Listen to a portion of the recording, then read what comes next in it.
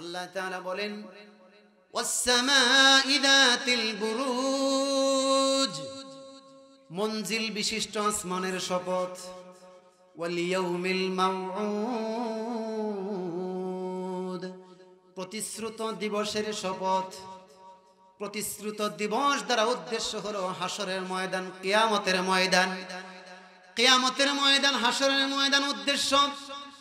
ওয়াশাহিদিন ওয়া মাশহুদ, তৃতীয় নম্বরে আল্লাহ তাআলা যে বিষয়ের শপথ খেয়েছেন, আল্লাহ তাআলা শপথ খেয়েছেন। দ্বিতীয় নম্বরে তো শপথ খেয়েছেন প্রতিশ্রুত দিবসের শপথ। এরপরে তৃতীয় নম্বর আয়াতের ভিতরে দুইটা জিনিসের শপথ খেয়েছেন। এক নম্বরে শাহেদের শপথ খেয়েছেন, যেই দিবসটা উপস্থিত হয় তার শপথ। আর এই দিবস দ্বারা উদ্দেশ্য হলো জুমার দিন, শুক্রবার দিন।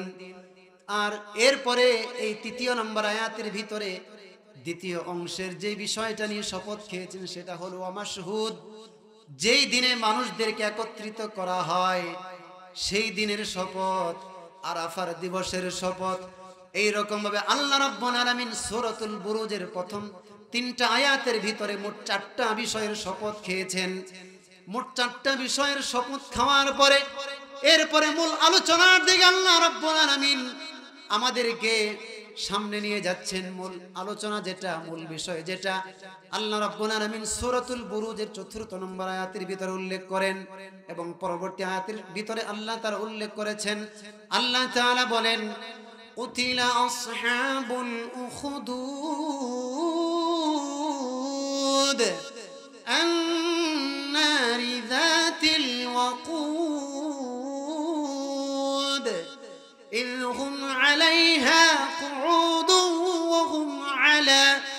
وهم على ما يفعلون بالمؤمنين شهود وما نقموا منهم إلا أن يؤمنوا بالله العزيز الحميد।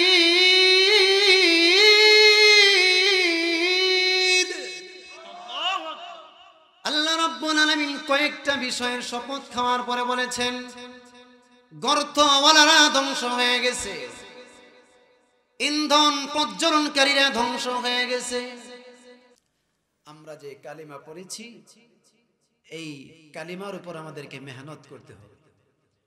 আমরা যে নিজেদেরকে ঈমানদার বলে পরিচয় দেই, আমাদেরকে চিনতে হবে এবং এই ঈমানের জন্য মেহনত করতে হবে।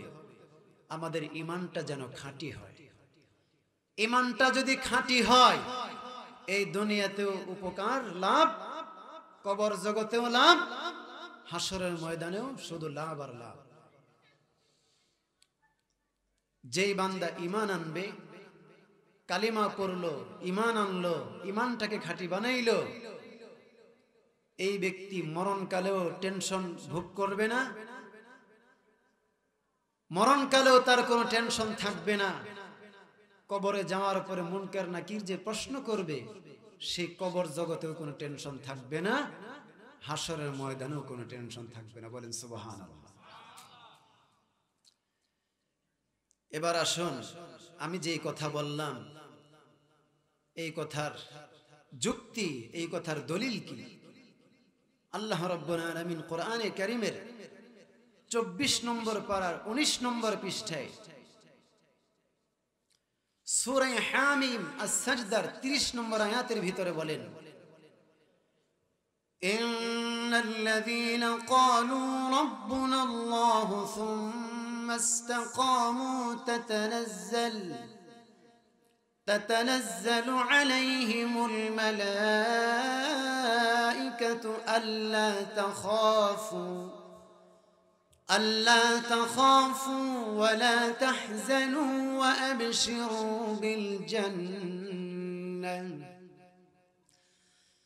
وأبشروا بالجنة التي كنتم توعدون।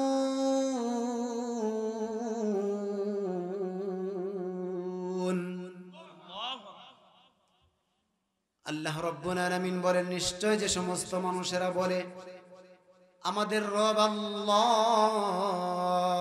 আওয়াজ করে বলি, আমাদের রব কে? আল্লাহ তাআলা বলেন, নিশ্চয় যারা বলে আমাদের রব আল্লাহ,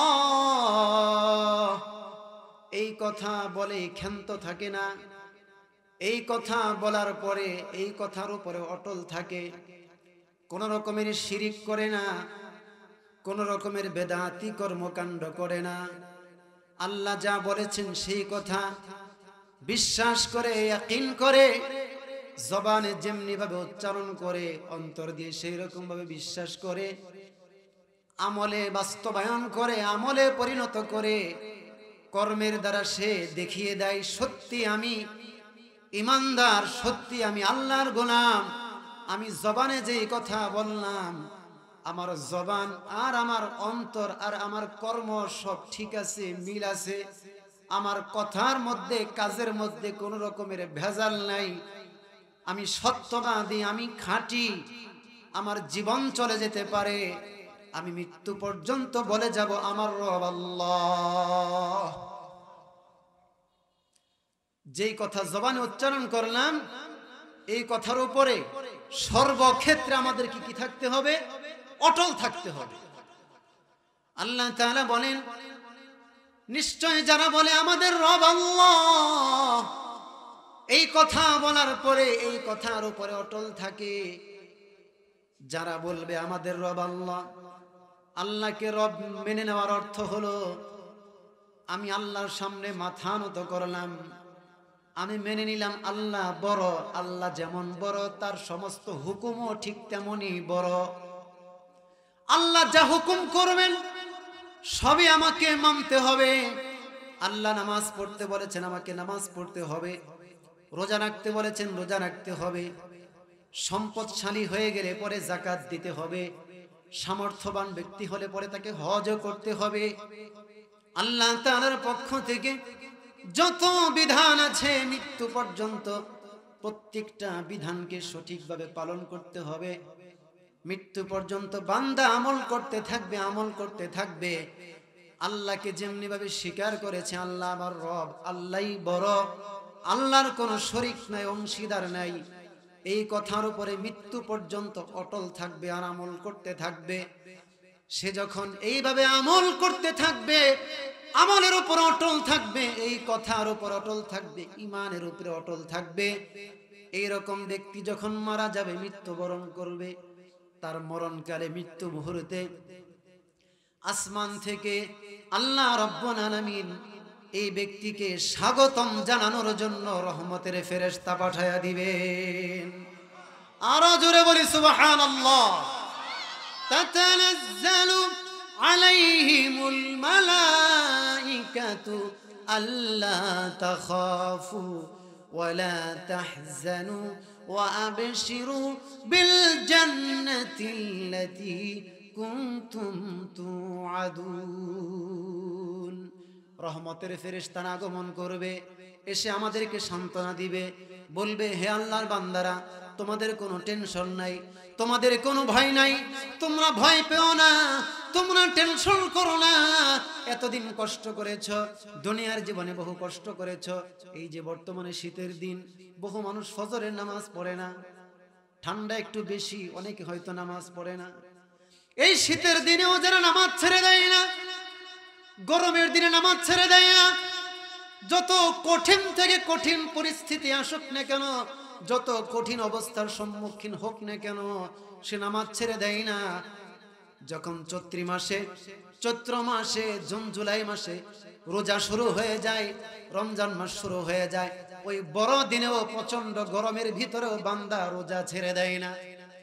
এইরকম ভাবে যারা দুনিয়াতে কষ্ট করবে, আল্লাহর হুকুমগুলি পালন করবে, মরণকালে রহমতের ফেরেশতারা আমাদেরকে বলবে, ওই যে দেখো জান্নাত, কিসের কষ্ট তুমি করতেছো, কিসের টেনশন তুমি করতেছো, আর টেনশন করো না, আর ভয় পেও না, তুমি এতদিন পর্যন্ত যে আমল করেছো তার বিনিময় হিসাবে আল্লাহ রাব্বুল আলামিন তোমাকে যে ওয়াদা দিয়েছেন, ওই যে দেখো জান্নাত দেখা যায়, যে ব্যক্তি ঈমানদার মৃত্যুবরণ করবে, মরণকালে ফেরেশতারা তার সামনে জান্নাতের বালাখানা, জান্নাতের চিত্র তুলে ধরবে। ফেরেশতারা জান্নাত দেখিয়ে দেখিয়ে বলবে, ওই যে দেখো জান্নাত, ওই জান্নাতের প্রতিশ্রুতি তোমাদেরকে ইতিপূর্বে দেওয়া হয়েছিল, ওই জান্নাতের শুভ সংবাদ তোমরা গ্রহণ করো। মরণকালে যখন ওই জান্নাত আমরা দেখব, আর কোনো ভয় থাকবে, কোনো টেনশন থাকবে? বান্দা এই জান্নাত দেখে একটা হাসি দিবে। যেই বান্দা মরণকালে জান্নাত দেখবে একটা হাসি দিবে। এই কারণে দেখা যায় কিছু মানুষ মরণের পরে তাদের চেহারাটা খুব সুন্দর হয়ে যায়, বলেন সুবহানাল্লাহ। কিছু মানুষ মৃত্যুবরণ করে, মরণের পরে তাদের চেহারাটা কি দেখা যায়? সুন্দর দেখা যায়, একটা হাসি হাসি ভাব, বিশ্রী দেখা যায় না, কুশ্রী দেখা যায় না। কারণটা কি? মরণকালে কঠিন মুহূর্তে তার কাছে রহমতের ফেরেশতা আগমন করেছিল, জান্নাতের চিত্রটা, জান্নাতের বালাখানা, জান্নাতের বাড়ি তার সামনে তুলে ধরেছিল আর বলেছিল, এটাই তোমার ঠিকানা। এই দৃশ্য বান্দা যখন দেখে আনন্দে মনটা ভরে যায়, মুখের মধ্যে হাসির ভাব ফুটে ওঠে। এই কারণে তার মরণের পরেও তার চেহারা সুন্দর দেখা যায়। পক্ষান্তরে এক শ্রেণীর মানুষ মরণের পরে বিশ্রী হয়ে যায় চেহারা, তাদের চেহারা কালো হয়ে যায়। কারণটা কি? তার মরণের কালে, তার মৃত্যু মুহূর্তে আযাবের ফেরেশতা এসেছিল। আযাবের ফেরেশতা এসে তার সামনে জাহান্নামের চিত্র তুলে ধরেছে, জাহান্নামের ভয়ঙ্কর দৃশ্য দেখিয়েছে, বলেছে এতদিন যে খোদার নাফরমানি করেছো, তার কারণে এই যে জাহান্নামের শাস্তি দেখতে পাচ্ছ, এটাই তোমার ঠিকানা। বলেন নাউজুবিল্লাহ। আমরা তাহলে আমল করব তো ইনশাআল্লাহ। এইভাবে যখন আমরা আমল করব, এই দুনিয়াতেও আমাদের কোনো টেনশন থাকবে না, পরজগতেও টেনশন থাকবে না। মরণকালে রহমতের ফেরেশতারা আগমন করে জান্নাতের সুসংবাদ দিবে। এরপরে পরবর্তী আয়াতের ভিতরে আল্লাহ তাআলা বলেন, মরণকালে ফেরেশতারা ঈমানদারকে কি বলে, ঈমানদার ব্যক্তিদেরকে কি উদ্দেশ্য করে বলে? ফেরেশতারা বলতে থাকে, নাহনু আউলিয়াউকুম ফিল হায়াতিদ দুনিয়া ওয়া ফিল আখিরাহ ওয়া লাকুম ফিহা মা তাশতাহি আনফুসুকুম ওয়া লাকুম ফিহা মা তাদউন।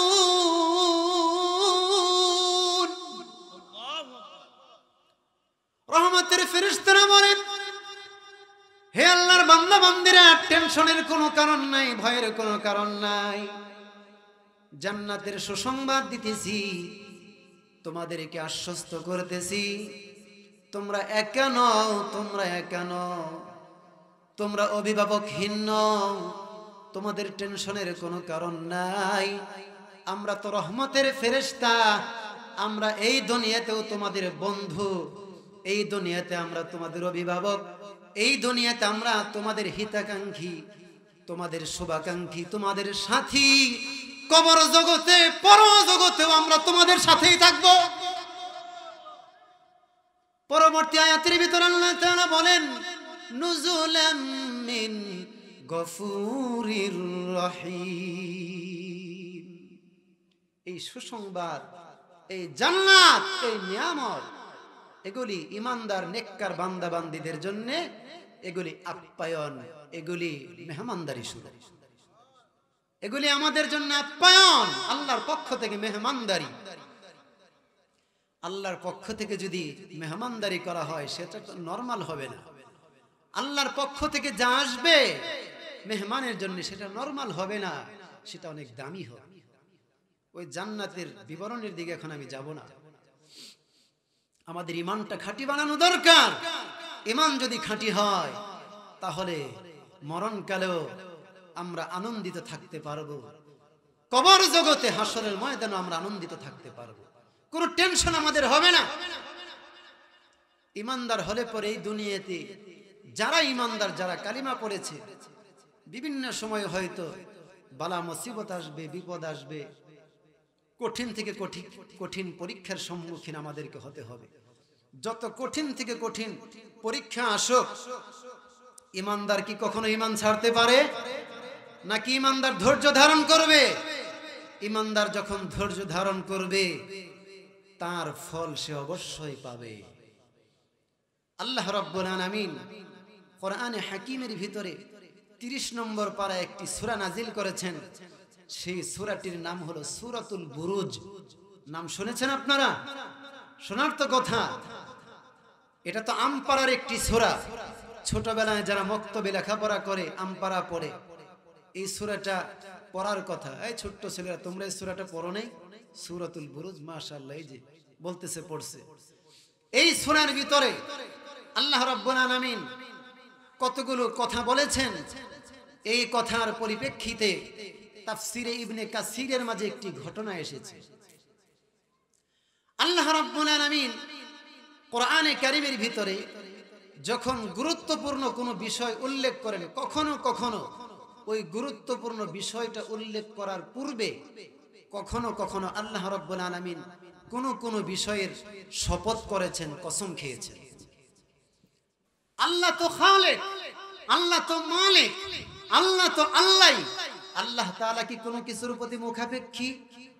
আপনারা কি মনে করেন? জোরে বলেন, আল্লাহ কি কোনো কিছুর প্রতি মুখাপেক্ষী? আল্লাহ কোনো কিছুর প্রতি মুখাপেক্ষী নন। আল্লাহ তাআলার কি শপথ খাবার প্রয়োজন আছে? শপথ খাবার প্রয়োজন নাই, বরং বান্দার উপকারের জন্যই, বান্দার জন্যই আল্লাহ তাআলা শপথ খেয়েছেন।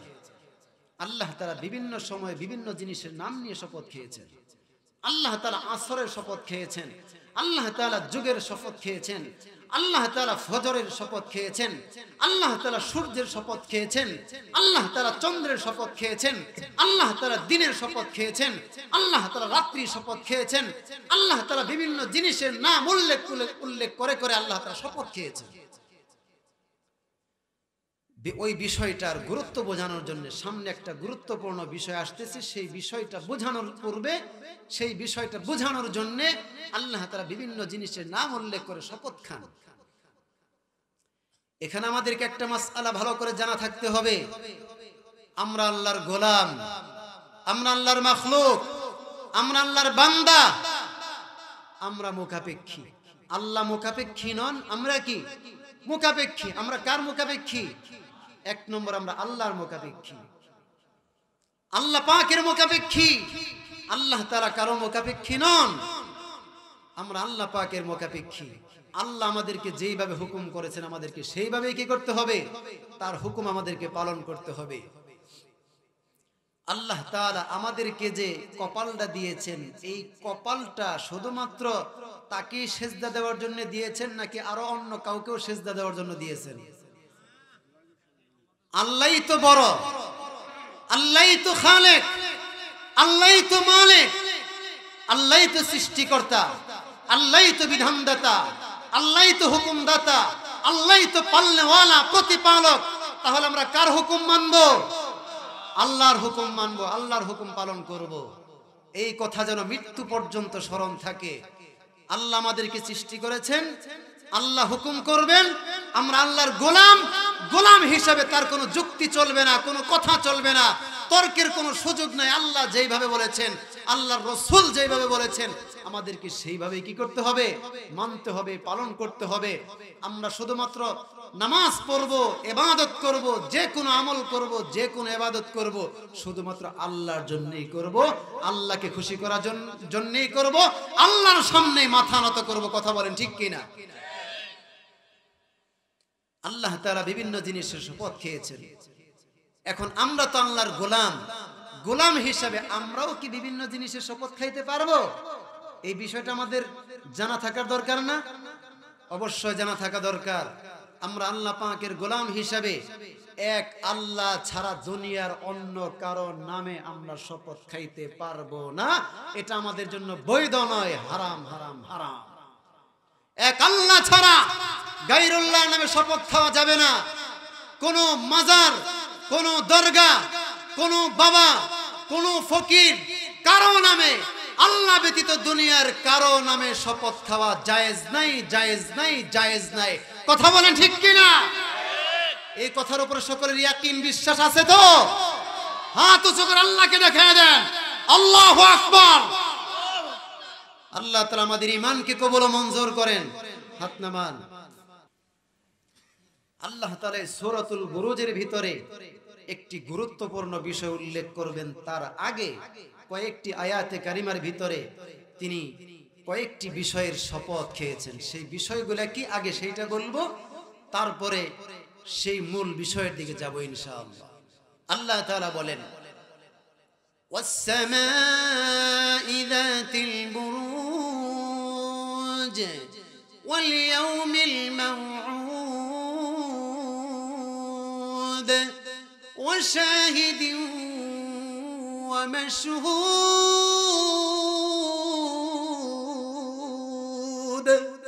আল্লাহু আকবার। আল্লাহ তাআলা প্রথম আয়াতের ভিতরে বলেন, টাওয়ার বিশিষ্ট আসমানের শপথ। শব্দটা কি বললাম?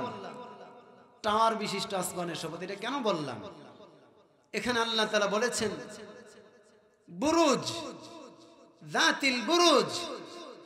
বুরুজ আরবিতে এটা বহুবচন, এক বচন হলো বুরজুন। বুরজুন মানে হচ্ছে টাওয়ার, বুরজুন মানে হচ্ছে দালান, বিল্ডিং। বললাম বুরজুন মানে টাওয়ার। এখন এই টাওয়ার দ্বারা কি উদ্দেশ্য? টাওয়ার দ্বারা কি উদ্দেশ্য একটু বুঝেন। দুনিয়াতে তো বহু টাওয়ার আছে, এমন কি বুরজুন নামেও একটা বড় টাওয়ার আছে। এটা বর্তমান বিশ্বে উন্নত দেশ, অন্যতম একটা উন্নত দেশ, সেটা হলো দুবাই। এই দুবাইতে অবস্থিত একটি টাওয়ার, এই টাওয়ারের নাম হলো বুর্জ খলিফা।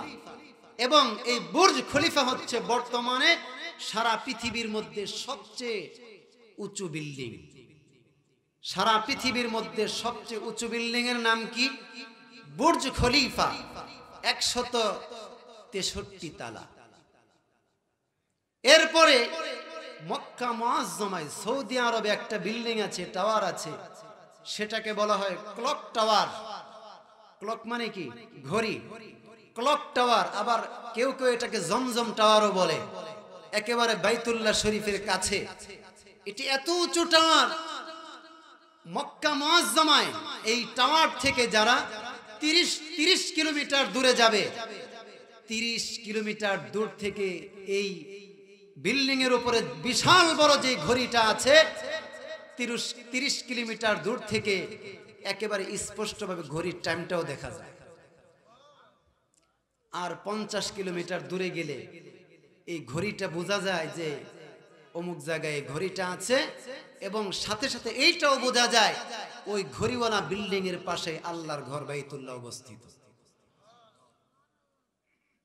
এই ঘড়িটা হলো বর্তমান পৃথিবীর সবচেয়ে বড় ঘড়ি। আবার আমেরিকাতে 2টা বিল্ডিং ছিল পাশাপাশি, নিউ ইয়র্কে অবস্থিত। সেই 2টা বিল্ডিং কে কি বলা হয়? Twin tower. নাম শুনেন নাই আপনারা? টুইন টাওয়ার শুনছেন কি শুনেন নাই? এখানে অনেকের অনেক অল্প বয়স্ক বালক থাকতে পারে, তাদের জন্ম তখন হয় নাই। টুইন টাওয়ারে হামলা হয়েছিল, সেদিকে যেতে চাই না। অনেক উঁচু বিল্ডিং ছিল। যাই হোক, এই পৃথিবীতে বহু উঁচু বিল্ডিং, উঁচু দালান, বহু টাওয়ার আছে।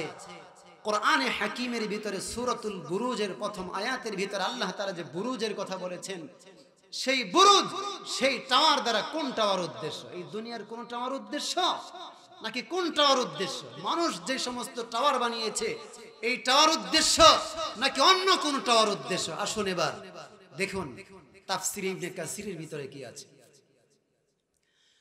তাফসীর ইবনে কাসিরের ভিতরে আছে এই টাওয়ার দ্বারা, এই বুরুজ দ্বারা উদ্দেশ্য হলো 12টা মঞ্জিল।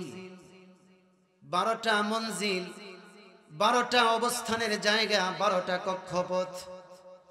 আসমানের মধ্যে আমরা সূর্য দেখতে পাই, চন্দ্র দেখতে পাই, পৃথিবী ঘোরাফেরা করতেছে, পৃথিবীর মধ্যে আমরা বসবাস করতেছি। আসমানের মধ্যে চন্দ্র ঘোরাফেরা করে, সূর্য ঘোরাফেরা করে। সূর্য চন্দ্র ঘোরাফেরা করে কি করে না? সূর্য চন্দ্র যে ঘোরাফেরা করে, এই কথাটা আল্লাহ তাআলা কোরআনে কারীমের দুই জায়গায় খুব চমৎকারভাবে বলেছেন।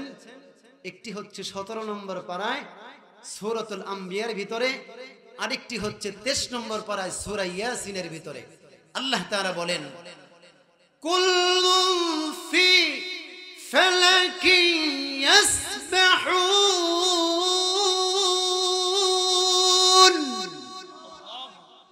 সূর্য চন্দ্র প্রত্যেকটা জিনিস তারা নিজ নিজ কক্ষপথে বিচরণ করে। তাফসীর ইবনে কাসিরের মাঝে আছে, আল্লাহ রাব্বুল আলামিন আসমানের মধ্যে সূর্য এবং চন্দ্রের জন্য 12টা মঞ্জিল সৃষ্টি করেছেন।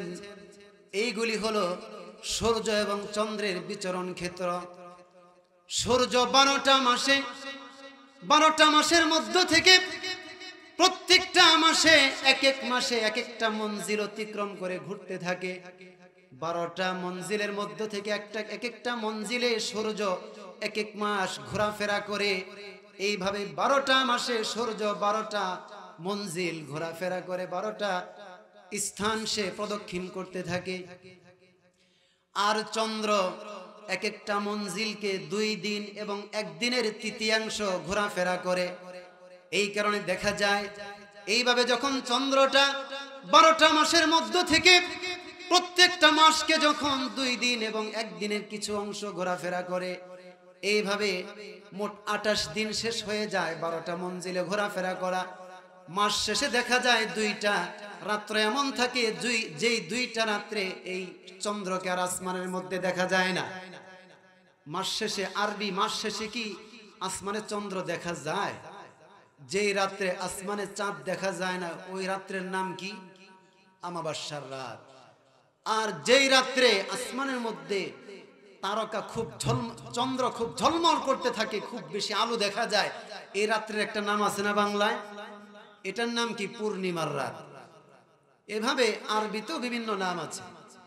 যাই হোক, এখানে যে বুরুজ বলা হয়েছে, টাওয়ার বলা হয়েছে, এই বুরুজ দ্বারা, টাওয়ার দ্বারা কি টাওয়ার উদ্দেশ্য তাহলে বুঝতে পারলাম? এই সূর্য এবং চন্দ্রের জন্য 12টা মঞ্জিল, এই টাওয়ার উদ্দেশ্য। এবার আসুন, আল্লাহ তাআলা বলেন, ওয়াস-সামাঈ যাতিল বুরুজ, মঞ্জিল বিশিষ্ট আসমানের শপথ। ওয়াল ইয়াউমিল মাউউদ, প্রতিশ্রুত দিবসের শপথ। প্রতিশ্রুত দিবস দ্বারা উদ্দেশ্য হলো হাসরের ময়দান, কিয়ামতের ময়দান। কিয়ামতের ময়দান, হাসরের ময়দান উদ্দেশ্য।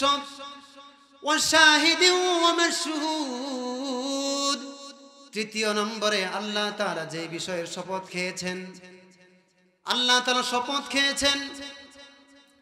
দ্বিতীয় নম্বরে তো শপথ খেয়েছেন প্রতিশ্রুত দিবসের শপথ। এরপরে তৃতীয় নম্বর আয়াতের ভিতরে 2টা জিনিসের শপথ খেয়েছেন।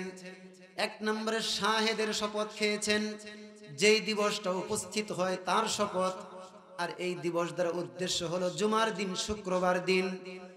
আর এরপরে এই তৃতীয় নম্বর আয়াতের ভিতরে দ্বিতীয় অংশের যে বিষয়টা নিয়ে শপথ খেয়েছেন সেটা হলো মাশহুদ, যেই দিনে মানুষদেরকে একত্রিত করা হয় সেই দিনের শপথ, আরাফার দিবসের শপথ। এই রকম ভাবে আল্লাহ রাব্বুল আলামিন সূরাতুল বুরুজের প্রথম 3টা আয়াতের ভিতরে মোট 4টা বিষয়ের শপথ খেয়েছেন। মোট 4টা বিষয়ের শপথ খাওয়ার পরে এরপরে মূল আলোচনার দিকে আল্লাহ রাব্বুল আলামিন আমাদেরকে সামনে নিয়ে যাচ্ছেন। মূল আলোচনা যেটা, মূল বিষয় যেটা আল্লাহ রাব্বুল আলামিন সূরাতুল বুরুজের 4র্থ নম্বর আয়াতের ভিতরে উল্লেখ করেন এবং পরবর্তী আয়াতের ভিতরে আল্লাহ তাআলা উল্লেখ করেছেন। আল্লাহ তাআলা বলেন, কুতিলা আসহাবুল উখদুদ আন-নারি যাতিল ওয়াকুদ إذ هم عليها قعود وهم على ما يفعلون بالمؤمنين شهود وما نقموا منهم إلا أن يؤمنوا بالله العزيز الحميد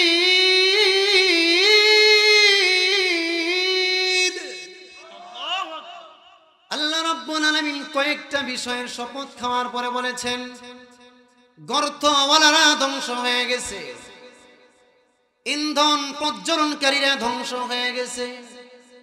এই আয়াতের ব্যাখ্যায় তাফসীর ইবনে কাসিরের মাঝে চমৎকার একটি ঘটনা উল্লেখ করা হয়েছে। সেই ঘটনা আমাদের জন্য শিক্ষণীয়, মনোযোগ সহকারে সেই ঘটনা আমাদেরকে শুনতে হবে, সেখান থেকে আমাদেরকে কিছু নিতে হবে। তাফসীর ইবনে কাসিরের মাঝে আছে, দু জাহানের বাদশা নবী আকায়ে নামদার তাজদার মদিনা নবী মুহাম্মদুর রাসূলুল্লাহ, সকলে জোরে সোরে বলি সাল্লাল্লাহু আলাইহি ওয়াসাল্লাম। আমাদের প্রিয় নবী সাল্লাল্লাহু আলাইহি ওয়াসাল্লাম বলেছেন, হে আমার উম্মতেরা, তোমাদের পূর্ববর্তী উম্মতের মধ্যে একজন বাদশা ছিল। ওই বাদশার একজন জাদুকর ছিল। জাদুকরের বয়স যখন হয়ে গেছে, অনেক বয়স হয়ে গেছে, জাদুকরের যখন অনেক বয়স হয়ে গেছে, এবার এই জাদুকর বাদশাকে বলছে, জনাব, আমার তো অনেক বয়স হয়ে গেছে এবং আমার মৃত্যুটাও ঘনে আসতেছে। জাদুকরও মরণের চিন্তা করে। মরণের ভয় কার না আছে? কথা বলেন, মরণের কার ভয় কার না আছে? ইমানদারও মরণকে বিশ্বাস করে, হিন্দুরাও মরণকে বিশ্বাস করে, আস্তিক আল্লাহকে যারা বিশ্বাস করে তারা মৃত্যুকে বিশ্বাস করে। এমনকি বেঈমান নাফরমান যারা আল্লাহকে বিশ্বাস করে না, নাস্তিক, তারাও কি করে? মৃত্যুকে বিশ্বাস করে। জাদুকর বাদশাকে বলতেছে, জনাব, আমি কখন যেন মরে যাই, আপনি আমাকে একজন মেধাবী বিচক্ষণ বালক দেন, মরণের আগে আমার জাদুবিদ্যাটা ওই বালককে শিখিয়ে দিয়ে যাবে। জাদুবিদ্যা কি খুব ভালো জিনিস? সকলেই বলেন, জাদুবিদ্যা ভালো না খারাপ? আরো জোরে বলেন। এটা কেমন খারাপ বিস্তারিত আলোচনা করার সুযোগ নেই তো এই সম্পর্কে। এই জাদু ছিল ফেরাউনের হাতিয়ার। জাদু কার হাতিয়ার ছিল? ফেরাউন কি ভালো মানুষ না খারাপ মানুষ? কম খারাপ না বেশি খারাপ? সে ছিল বিশ্ব সন্ত্রাসী। সে কি ছিল? বিশ্ব সন্ত্রাসী। সে বনি ইসরাইলের সন্তানদেরকে কি করত? পুত্র সন্তান ভূমিষ্ঠ হলে পরেই তাদেরকে জবাই করত। নাউজুবিল্লাহ। হাজার হাজার বনি ইসরাইলীকে সে হত্যা করেছে, মা বোনদেরকে সে দাসীতে পরিণত করেছে। এমনকি শেষ পর্যন্ত আল্লাহর পয়গম্বর হযরত মুসা কালিমুল্লাহর বিরুদ্ধে যুদ্ধের ঘোষণা করেছে। যুদ্ধের ময়দানে তার হাতিয়ার হলো জাদু। আর মুসা আলাইহিস সালাতু ওয়াস সালামের হাতিয়ার ছিল মুজিজা, আল্লাহর পক্ষ থেকে লাঠি। লাঠি যখন ময়দানে ছেড়ে দিয়েছে, আল্লাহর হুকুমে সাপ হইয়া ফেরাউনের জাদুকররা যত ধোঁকাবাজ 2 নম্বর সাপ বানাইছিল, সমস্ত জাদুর সাপকে এক মুহূর্তের ভিতরে মুসা নবীর মুজিজার লাঠি সাপ হইয়া কি করছে? গিলা শেষ করে ফেলাইছে, গিলে সব খেয়ে শেষ করছে। যুদ্ধের ময়দানে শোচনীয়ভাবে ফেরাউন কি করছে? পরাজয় বরণ করছে। বিজয় কার হইল? মুসা আলাইহিস সালাতু ওয়াস সালামের বিজয় হইল। বিজয় কি বাতিলের হয়েছে না হকের হয়েছে? বিজয় কি মিথ্যার হয়েছে না হকের হয়েছে? বিজয় কি জাদুর হইল না মুজিজার বিজয় হইল?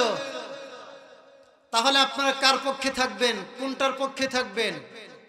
আপনারা কি মুজিজার পক্ষে নাকি জাদুর পক্ষে? ফেরাউনের পক্ষে না মুসা নবীর পক্ষে? আবু জাহালের পক্ষে নাকি নবী মুহাম্মদুর রাসূলুল্লাহর পক্ষে? আপনারা কি বর্তমান সময়ের সমস্ত বাতিল ফেরকার সঙ্গে থাকবেন নাকি হকপন্থী আলেম ওলামাদের সঙ্গে থাকবেন? আলেম ওলামাদের সঙ্গে আমরা থাকবো। আলেম ওলামা যেখানে আছে আমরা ইনশাআল্লাহ সেখানেই থাকবো। জাদু খারাপ জিনিস, ইনশাআল্লাহ এই জাদুর ধারে কাছে আপনারা কেউ যাবেন না, এটা দেখতেও যাবেন না, এটা দেখতেও কেউ যাবেন না। তো এই জাদুকর যখন মারা যাবে, মারা যাওয়ার আগে যখন সে বাদশাকে বলল, জনাব, একজন বিচক্ষণ বালক আপনি আমাকে দেন, তাকে আমি জাদুবিদ্যা শিক্ষা দিব। বাদশা এবার বিচক্ষণ মেধাবী একজন বালক এনে দিল। এই বালক জাদুকরের কাছে যায়। ঘটনাক্রমে জাদুকরের কাছে যাওয়ার আগে দেখা যায় বাদশার দরবার আর জাদুকর যেখানে বসবাস করে, জাদুকরের কাছে যাওয়ার আগে এই দুইজনের মাঝখানে এক জায়গায় পথিমধ্যে একজন পাদ্রী বসবাস করে, একজন খ্রিস্টান পাদ্রী বসবাস করে। আমাদের নবীর আগমনের পূর্বে খ্রিস্ট ধর্মের মানুষেরা তারা সঠিক ধর্মের উপরে ছিল। সেই সময়ে সকলে সঠিকভাবে ধর্ম পালন করে নাই, কিছু মানুষ হকের উপরে ছিল। যারা হকের উপরে ছিল তাদের মধ্য থেকে এই খ্রিস্টান পাদ্রীও হকের উপরে ছিল। এই ছোট্ট বালক জাদু শিখার জন্য যায়। জাদু শিখতে যাবে, যাওয়ার আগে সে একদিন ওই পাদ্রীর দরবারে উপস্থিত হয়ে গেল। পাদ্রীর বাড়িতে গেল, পাদ্রীর দরবারে গেল, পাদ্রীর সম্মুখে উপস্থিত হলো। পাদ্রীর কথাগুলি শুনতে লাগলো, মনোযোগ সহকারে পাদ্রীর কথাগুলি শুনতে লাগলো। কিছুক্ষণ শোনার পরে পাদ্রীর কথাগুলি তার খুব ভালো লাগলো। এর কারণে সে নিয়মিত জাদুকরের কাছে যখন যায়, জাদুকরের কাছে যাওয়ার আগে আগে পাদ্রীর বাড়িতে যায়। পাদ্রীর কাছে গিয়ে খ্রিস্ট ধর্মের কিছু জ্ঞান সে অর্জন করে, পাদ্রীর কাছ থেকে সে কিছু ধর্মীয় ইলম অর্জন করে। এভাবে জাদুকর বালকটিকে যখন দেখতে পেল, ব্যাপার কি এত দেরি হয় কেন? দেরি হওয়ার কারণ জিজ্ঞাসা করলো। মা হাবাসাকা, রে বালক, হে বৎস, তোমার এত দেরি হলো কেন, কারণটা কি? সঠিক জবাব যখন বালক দিতে না পারে, জাদুকর তাকে প্রহার করে। আর জাদুকরের কাছে যেতে বিলম্ব হওয়ার কারণে শেষ পর্যন্ত বাড়িতে যেতেও তার বিলম্ব হয়ে যায়।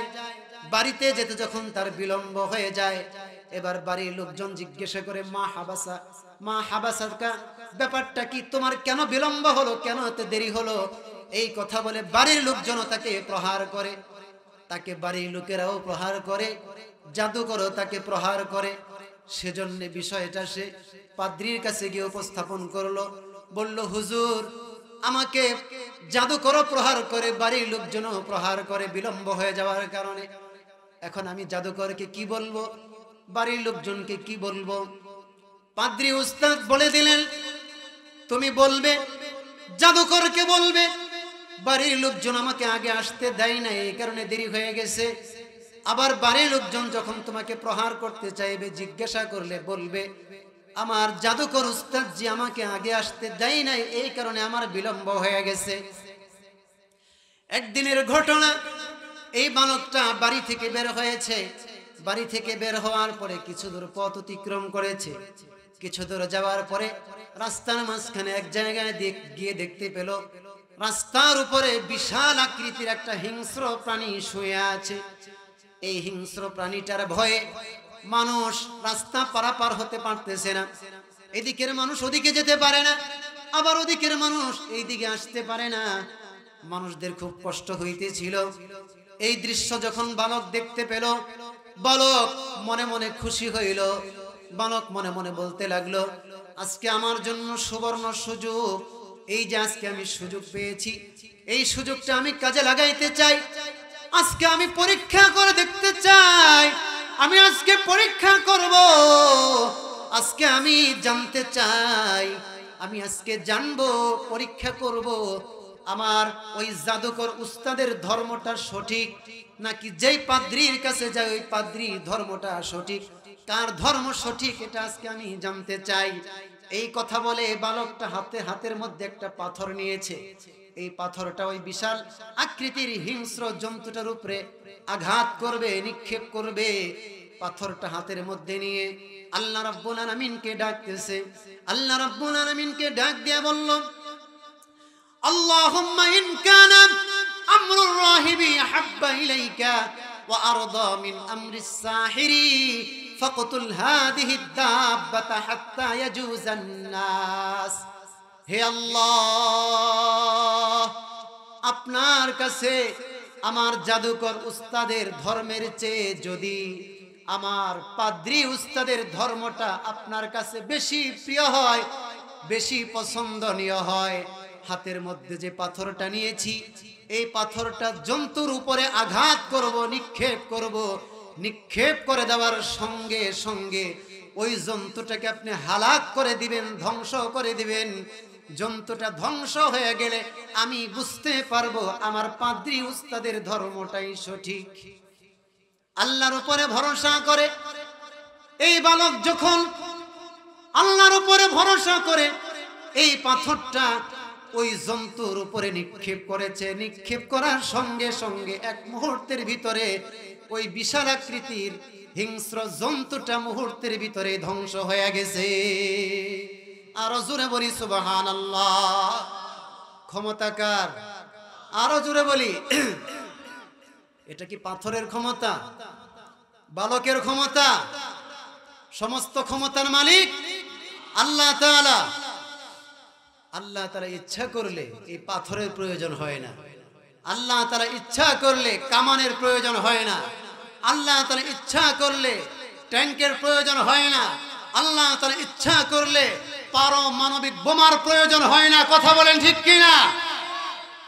আল্লাহ তাআলা ওই যে হস্তি বাহিনী বাইতুল্লাহ শরীফকে ধ্বংস করার জন্য এসেছিল, আল্লাহর ঘরকে ধ্বংস করার জন্য এসেছিল, ইয়ামান দেশের রাজা আব্রাহা সে বিশাল বড় হস্তি বাহিনী পাগলা হাতি নিয়ে সে আক্রমণ করতে চেয়েছিল, আল্লাহর ঘরকে ভেঙে দিবে, আল্লাহর ঘরকে ভাঙবে। এমন শক্তি কি পৃথিবীর কারো আছে? ওই আব্রাহা সে যখন বিশাল বাহিনী নিয়ে আসলো, আল্লাহ তাআলা ওই আব্রাহাকে ধ্বংস করার জন্য কি বিশাল বড় একটা বাহিনী পাঠিয়েছিলেন? মাত্র ক্ষুদ্র ক্ষুদ্র ছোট্ট ছোট্ট কিছু পাখি পাঠিয়েছিলেন, তয়রান আবাবিল। আল্লাহ তাআলা সূরাতুল ফিলের ভিতরে বলেছেন, ওয়া আরসালা আলাইহিম তয়রান আবাবিল তারমিহিম বিহিজারাতিন মিন সিজ্জিল ফাজআলাহুম কাআসফিন মাকুল। আল্লাহ তাআলা ক্ষুদ্র ক্ষুদ্র ঝাঁকে ঝাঁকে কতগুলো পাখি পাঠিয়ে দিয়েছেন। এই পাখির ঠোঁটের মধ্যে পায়ের মধ্যে ছোট্ট ছোট্ট কঙ্করগুলি নিক্ষেপ করেছেন।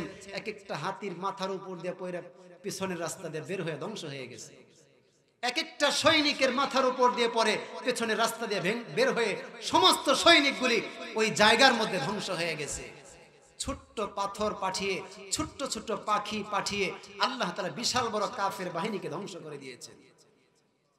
নমরুদ আল্লাহর বিরুদ্ধে যুদ্ধের ঘোষণা করেছিল, নমরুদকে ধ্বংস করেছেন আল্লাহ তাআলা কত বড় বোমা দিয়ে। এই বোমা কোন দেশে তৈরি হয়েছিল? বোমা দিয়ে ধ্বংস করছে নাকি? নমরুদকে আল্লাহ তাআলা ধ্বংস করছেন কি দিয়া? একটা মশা দিয়া। মশাটা কি সুস্থ না অসুস্থ? একটা ল্যাংড়া মশা, মাত্র কি একটা ল্যাংড়া মশা। একটা ল্যাংড়া মশা দিয়ে আল্লাহ তাআলা বিশাল বড় দাপটশালী ক্ষমতাশালী সুপার পাওয়ারফুল নেতা নমরুদকে আল্লাহ তাআলা জুতার বাড়ি খাওয়ায়া তাকে ধ্বংস করে দিয়েছে। আরো জোরে বলেন ঠিক কিনা? আল্লাহ যদি ধরে সময় লাগে নাকি? আল্লাহ ছাড় দেন, আল্লাহ কি করেন না? ছেড়ে দেন না। কিন্তু পৃথিবীর মানুষ তো বোঝে না। পৃথিবীর পাগল উন্মাদ রাজা বাদশারা বোঝে না, বোঝার চেষ্টা করে না। এমনকি নিজের মরা বাবার জীবন থেকেও শিক্ষা নেয় না অনেকে। আরো জোরে বলেন ঠিক কিনা? আর কবে শিখবে? এখন শিখতেছে। এখন কি করতেছে? শিখতেছে। এখন আরো শিখবে, আরো পাবে। আল্লাহ তাআলা নমরুদকে একটা ল্যাংড়া মশা দিয়ে ধ্বংস করলেন। আল্লাহ তাআলা এভাবে বড় বড় নেতা খেতাকে ধ্বংস করেছেন, বড় বড় সাম্রাজ্য আল্লাহ তাআলা ধ্বংস করেছেন, বিশাল বড় বড় শহরকে আল্লাহ তাআলা উল্টিয়ে দিয়েছেন। জমিনের অস্তিত্ব আল্লাহ তাআলা রাখেন নাই। आँखों दावन दे के हंगामे सहर, आँखों दावन दे के हंगामे सहर, कर दे कौमे लूत ज़ेरो ज़बर। आँखों दावन दे के हंगामे सहर, कर दे कौमे लूत ज़ेरो ज़बर। सूये ऊखस मैं के तीरंदाख्ता, सूये ऊखस मैं के तीरंदाख्ता, पश्चाए करश किफायत साख्ता। আল্লাহ সবই পারেন। আল্লাহ তাআলা মানুষকে সুযোগ দেন, অবকাশ দেন, দেখি মানুষটা ভালো হয় কিনা। কিন্তু কিছু মানুষ কুকুরের লেজ যেমন কি হবে না, সকাল থেকে সন্ধ্যা পর্যন্ত উন্নত মানের দামি তেল মালিশ করতেই থাকবেন, সন্ধ্যাবেলা ছেড়ে দিবেন, আগের যে অবস্থা সেই অবস্থায় কি করবে, ফিরে যাবে। এমন কিছু গুমরা পথভ্রষ্ট বাঁকা মানুষ আছে, মরে যাবে, মরণের যাত্রী হয়ে গেছে, এক পা অনেকের হয়তো কবরে চলে গেছে বলা চলে, তারপরেও কি হবে না, সোজা হবে না। সোজা হবে কবে? কবরে যাওয়ার পরে যখন ফেরেশতাদের হাতে হামারের বাড়ি খাবে, ডান্ডা বেরি যখন পরানো হবে, ডান্ডার বাড়ি যখন খাবে, তখন কিছুটা সোজা হবে। তখন সোজা হয়ে কোনো লাভ হবে না। আর পুরোপুরি সোজা হবে যখন জাহান্নামের আগুনের তৈরি মুগুর যখন মারা হবে, তখন সোজা হবে। তখন সোজা হয়ে কোনো লাভ হবে না। যে বালক হিংস্র প্রাণীর উপরে একটা পাথর নিক্ষেপ করলো, মুহূর্তের ভিতরে জন্তুটা ধ্বংস হয়ে গেল। কি প্রমাণিত হয়ে গেল? কথা কি মনে আছে? কার ধর্মটা সঠিক প্রমাণিত হলো? পাদ্রীর ধর্মটা সঠিক বলে প্রমাণিত হয়ে গেল।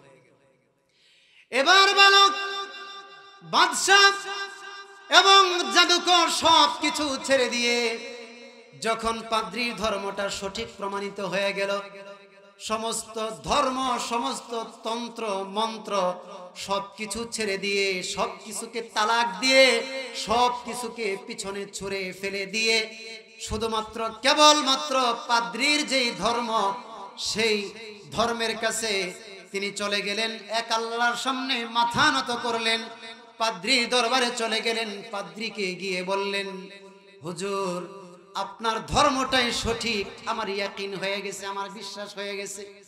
সমস্ত ঘটনা যখন পাদ্রীর কাছে খুলে বর্ণনা করলো, পাদ্রী খুশি হয়ে গেল। এবার পাদ্রী এই বালকটাকে ডাক দিয়ে বলল, ইয়া বুনাইয়া আনতা আফদালু মিন্নি ওয়া ইন্নাকা সাতুবতালা ফালা ফা ইনিবতুলিতা ফালা তাদুল্লু আলাইয়া। এবার পাদ্রী বলতে লাগলো, হে বৎস, আমি তো দেখতেছি, আমি তো লক্ষ্য করতেছি, আমি দেখতেছি তুমি আমার চেয়েও শ্রেষ্ঠ হয়ে গেছো। আমি বুঝতেছি আমার মর্যাদা, তোমার মর্যাদা আমার চেয়েও বেশি হয়ে গেছে। আমি তোমাকে বলে দিচ্ছি, আল্লাহ তাআলা তোমাকে যে যোগ্যতা দান করেছেন, আল্লাহ তাআলা তোমাকে এমন জিনিস দান করেছেন, এই পৃথিবীর মধ্যে হয়তো তুমি নিরাপদে থাকতে পারবে না। পৃথিবীর মানুষ তোমার শত্রু হয়ে যাবে। পৃথিবীতে ভালো মানুষ থাকলে ভালো মানুষের অনেক শত্রু থাকে, ভালো মানুষের পিছনে অনেক খারাপ মানুষ লেগে পড়ে। সেজন্য পাদ্রী তাকে সতর্ক করে দিল, আমার মনে হইতেছে অতি সত্বর তুমি কোনো বড় পরীক্ষার সম্মুখীন হবে। তবে আমি তোমাকে সতর্ক করে দেই, সাবধান করে দেই, তুমি যদি কখনো বড় ধরনের কোনো পরীক্ষার সম্মুখীন হয়ে যাও, সাবধান, খবরদার, তুমি কখনো কারো কাছে আমার কথাটা তুমি বলে দিও না, আমার কথাটা তুমি কারো কাছে বলিও না। এবার বালকটা পাদ্রীর দরবার থেকে চলে গেল। পাদ্রীর দরবার থেকে বালক যখন চলে গিয়েছে, এই বালকটার সুনাম সুখ্যাতি চতুর্দিকে ছড়িয়ে পড়তে লাগলো। গোটা দেশের মধ্যে বালকের প্রশংসা ছড়িয়ে পড়লো, বালকের সুনাম সুখ্যাতি চতুর্দিকে ছড়িয়ে পড়তে লাগলো। মানুষদের কানে কানে সংবাদ পৌঁছে গেল, এই বালক মানুষদেরকে সুস্থ করতে পারে। কেউ যদি জন্মান্ধ হয়, কেউ যদি জন্মসূত্রে অন্ধ থাকে, এই বালকটা তাকেও সুস্থ করে দিতে পারে। এমনকি কেউ যদি কুষ্ঠরোগী হয়, তাকেও সুস্থ করে দিতে পারে। যে কোনো ধরনের রোগ ব্যাধি হোক না কেন, এই বালকের কাছে গেলে পরে বালক তাদেরকে সুস্থ করে দিতে পারে। এইভাবে যখন দেশের চতুর্দিকে সংবাদ ছড়িয়ে পড়ল, ঘটনাক্রমে সেই দেশের বাদশার একজন মন্ত্রী ছিল, সেই মন্ত্রীর দুইটা চক্ষু অন্ধ হয়ে গিয়েছিল। এই মন্ত্রী যখন শুনতে পেল, জানতে পারলো অমুক জায়গায় একজন বালক আছে, ওই বালক সে জন্মান্ধ মানুষকে অসুস্থ করে দিতে পারে, দৃষ্টিশক্তি ফিরিয়ে দিতে পারে, তখন এই মন্ত্রী আর দেরি করলো না, তাড়াতাড়ি ওই বালকের কাছে চলে গেল। এমনি এমনি যায় নাই, বরং যাওয়ার সময় সঙ্গে করে বহু হাদিয়া, বহু উপঢৌকন সঙ্গে নিয়ে গেল। এই হাদিয়া তোহফাগুলি নিয়ে এবার বালকের খেদমতে পেশ করেছে। বালককে বলতেছে, জনাব, এই যে দেখতেছেন অনেক হাদিয়া উপঢৌকন এনেছি, এগুলি সবই আপনার খেদমতে আমি এনেছি, আপনার জন্য আমি এনেছি, এগুলি আপনি গ্রহণ করুন। আপনি দেখতেছেন আমার চক্ষু দুইটা অন্ধ, আমি শুনেছি আপনি জন্মান্ধ মানুষকেও ভালো করে দিতে পারেন। যাদের চক্ষু অন্ধ হয়ে গেছে, চোখে দেখে না, তাদেরকে আপনি দৃষ্টিশক্তি ফিরিয়ে দিতে পারেন। দয়া করে আপনি আমার চক্ষু দুইটা ভালো করে দেন। যদি চক্ষু দুইটা ভালো করে দেন তাহলে চিরদিন আমি আপনার প্রতি কৃতজ্ঞ থাকব। এই কথা শোনার পরে বালক বলল, না না না না, আপনি ভুল শুনেছেন। আসলে আমি ভালো করতে পারি না, ভালো করার মালিক আমি নই। আমি সুস্থ করতে পারি না, সুস্থতার মালিক আমি নই। সুস্থ করার মালিক, ভালো করার মালিক শুধুমাত্র কেবল কে? আরো জোরে বলেন কে? এই বালক ভালো করতে পারে না, কোন আউলিয়া কেরাম ভালো করতে পারে না, নবী রাসূল ভালো করতে পারে না, পীর মাশায়েখ ভালো করতে পারে না। ভালো করতে পারেন শুধু যিনি, তার নাম হলো আল্লাহ। শুধু কেন বালক? এই দুনিয়ার কেউ ভালো করতে পারবে না, দুনিয়ার কোনো পীর মাশায়েখ ভালো করতে পারবে না, দুনিয়ার কোনো ফকির, দুনিয়ার কোনো রাজা বাদশা ভালো করতে পারবে না। এই পৃথিবীর মধ্যে শ্রেষ্ঠ মানুষ যারা ছিলেন, হযরত আম্বিয়া আলাইহিমুস সালাম, তাদেরও এমন ক্ষমতা ছিল না তারা মানুষদেরকে ভালো করবেন। আল্লাহ রাব্বুল আলামিন হযরত ঈসা রূহুল্লাহর কথা কোরআনে কারীমের ভিতরে বর্ণনা করেছেন। কোরআনে কারীমের 3 নম্বর পারার 15 নম্বর পৃষ্ঠায় সূরা আলে ইমরানের 49 নম্বর আয়াতের ভিতরে আল্লাহ রাব্বুল আলামিন হযরত ঈসা রূহুল্লাহর মুজিজার বিবরণ দিয়েছেন। আল্লাহর পয়গম্বর হযরত ঈসা রূহুল্লাহ বনি ইসরাইলকে সম্বোধন করে বলেছেন, নিজের উম্মতকে ডেকে ডেকে তাদেরকে ডাক দিয়ে বলেছেন, হে আমার উম্মতেরা শোনো। ঈসা নবী যেই কথা বলেছেন, আল্লাহ তাআলা এই আয়াতের ভিতরে বলতেছেন, আল্লাহ রাব্বুল আলামিন আয়াত হিসেবে নাজিল করে বিশ্ববাসীদেরকে জানিয়ে দিতেছেন। আল্লাহর পয়গম্বর বলেছেন, ওয়া উনাব্বিউকুম বিমা তাকুলুন ওয়া উবরিউল আকমাহা ওয়াল আবরাসা ওয়া উহয়িল